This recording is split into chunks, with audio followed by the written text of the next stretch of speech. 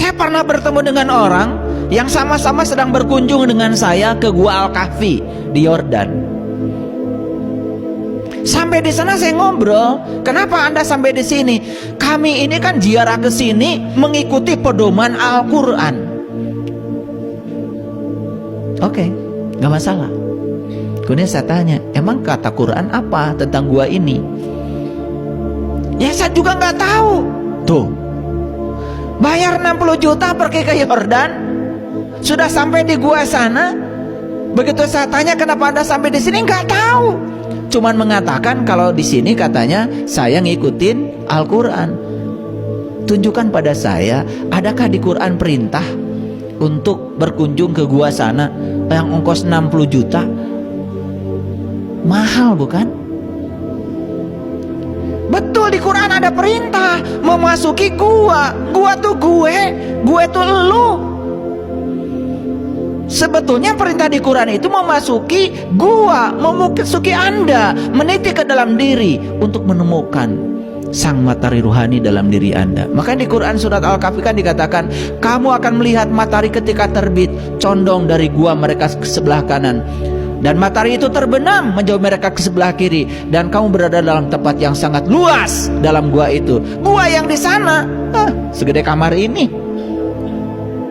paroek, nggak ada mataharinya. Tapi kalau sudah pergi ke sana kan merasa seakan-akan sudah mengamalkan Al-Quran.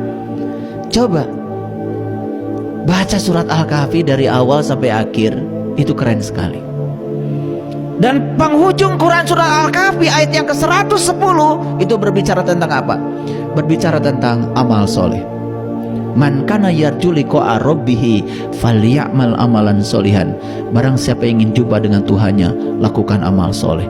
Disitulah sebetulnya intisarinya amal soleh, cara berjumpa dengan Tuhan. Itu puncaknya surat Al-Kahfi. Makanya kadang-kadang dipenggal-penggal yang memahami ayat, ya, tidak secara integrated, tidak secara komprehensif. Akibatnya apa? Kesimpulannya tidak utuh. Makanya kalau mau bikin kesimpulan, ya berulang kali baca dulu, karena kesimpulan itu intisari sebetulnya. Jangan bikin kesimpulan belum pernah mendalami semuanya. Itulah yang kemudian kesimpulan kita jadi salah kaprah lagi. Oh, banyak sekali ya kalau kita mau bicara lebih dalam. Betul? Sholawat. Sekarang zaman maulid Nabi, semua pada baca sholawat. Saya cuma ingin tanya, kenapa Anda baca sholawat? Gak ngerti. Ngertinya kalau saya dapat baca sholawat hari ini, nanti katanya di akhirat saya akan dapat syafaat. Itu aja. Dan percaya. Padahal kata Allah di Quran, man zalladzi yashfa'u indahu illa biizni. Tidak ada yang bisa memberikan syafaat kecuali seizinku. Tidak ada yang bisa memberikan syafaat illa biiznihi, kecuali dengan seizinku. Pada hafal kan ayat kursi? Pasti hafal bagi yang takut jurik. Karena selama ini kalian tahu ayat kursi itu kernying seunan jurik, itu aja tahunya. Dari kecil diajarkan begitu kok. Sing hafal neng ujang ayat kursi. Naon? Ame jauh ti jurik. Man dzalladzi yashfa'u indahu illa biizni. Dan tidak ada yang bisa mendapatkan syafaat kecuali seizinku. Kan gitu. Bahkan di ayat lain Allah mengatakan kullillahi syafa'atu jami'a. Katakanlah sesungguhnya syafaat itu punya aku jami'a, semuanya.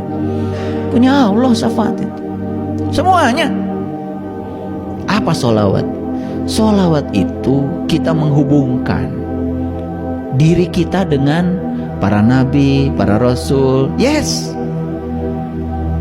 Tetapi harus ada kesadaran, karena kita tidak hidup sejaman dengan para nabi dan para rasul. Jadi kita tidak akan terhubung dong dengan mereka. Kita hanya bisa terhubung dengan orang-orang yang telah mewarisi ilmunya nabi dan rasul.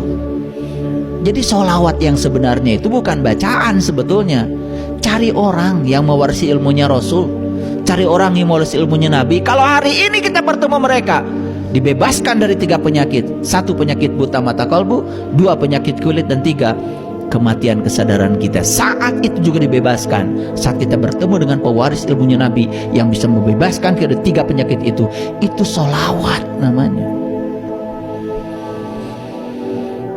Dan nasib kita tidak akan berubah dengan membaca. Nasib kita bisa berubah dengan cara bertindak. Itu pintu sudah di depan kita. Langsung aja baca sajak. Wahai pintu, terbukalah. Nepi ka kiamat oke. Mal muka tadi buka mah pantona. Sudah jelas kok di Quran, innal ladzina kafaru sawaun alaihim andartahum am lam tumdirhum la yu'minun. Sesungguhnya orang-orang yang tertutup mata kalbunya sama saja, dikasih ceramah tidak dikasih ceramah tidak akan terbuka. Ini saya kasih tahu sama kalian. Ceramah itu bukan santapan rohani. Ceramah itu cuman berbagi ilmu untuk membuka pikiranmu. Santapan rohani enak aja. Santapan rohani bukan begini. Santapan rohani itu, ruhmu itu adalah cahaya.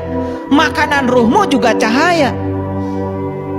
Ana sukma mangan cahaya, ana cahaya mangan sukma.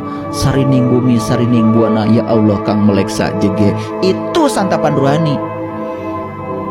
Kan kalian kalau santapan jasmani, makan lewat pintunya. Jiwa kita punya pintunya, punya mulut jiwa itu, punya mata, punya pendengaran. Kasih makan. Karena jiwa itu adalah nur, maka makanan jiwa adalah nur. Kalau tubuh berasal dari tanah, makanan tubuh berasal dari tanah. Gak mungkin jiwa dikasih makanan dari tanah, gak nyambung. Jadi jangan kegeeran kalau sudah ikut ceramah santapan rohani. Mendengarkan kajian gitu aja, jangan sok-sokan santapan rohani. Santapan rohani bukan begini, ada caranya. Udah saya ajarkan kalian. Gitu santapan rohani itu. Nebajati, meniti ke dalam diri, langsung bertemu dengan sumber kemurnian diri. Di situ santapan rohani. Paham? Ini nggak habis-habis nih. Baru salah kaprah di sini aja bisa panjang. Nah, salah kaprah dalam rumah tangga. Saya tanya orang-orang yang sudah berumah tangga lama, apa sih tujuan rumah tangga? Katanya sudah ulang tahun yang ke-50. Mas ya 50 ya? Kalau 1 tahun nikah kan itu baru seng ya? Iya seng. Sarah deket seng mah.